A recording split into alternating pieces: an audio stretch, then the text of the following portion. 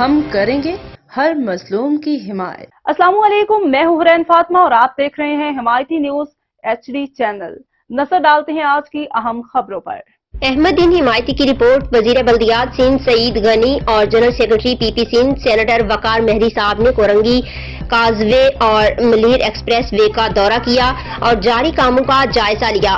اس موقع پر Peoples party Sindh کے general secretary وقار مہدی، Peoples party ضلع کورنگی کے صدر جاوید شیخ، سیکرٹری اطلاعات جانی میمن، رکن Sindh assembly Farooq Awan, town chairman Korangi Naeem Sheikh, chairman UC2 Qari Israr صاحب، chairman UC10 Habib Bhangar, chairman UC11 Murtaza Memon, دیگر mega project director Tariq Mughal, Niaz Soomro, دیگر افسران بھی ان کے ہمراہ موجود تھے۔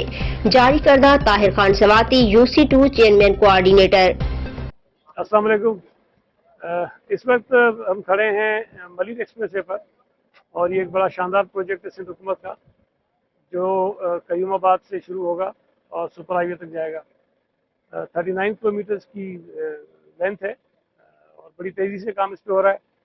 چیف منسٹر صاحب نے 14 اگست 2024 تک کا ایک ٹائم دیا ہے کہ قائد آباد تک جو ہے یہ ایکسپریس وے تیار ہو جائے، تاکہ جو لوگ قائد آباد تک سفر کرتے ہیں یا قائد آباد سے کہیں اور جانا چاہتے ہیں ان کے لیے یہ ایکسپریس آدھا کھول دیا جائے گا، اور باقی جو حصہ اس کا رہ جائے گا سپر ہائی وے تک کا، وہ انشاءاللہ تعالیٰ اگلے سال جون تک مکمل ہو جائے گا۔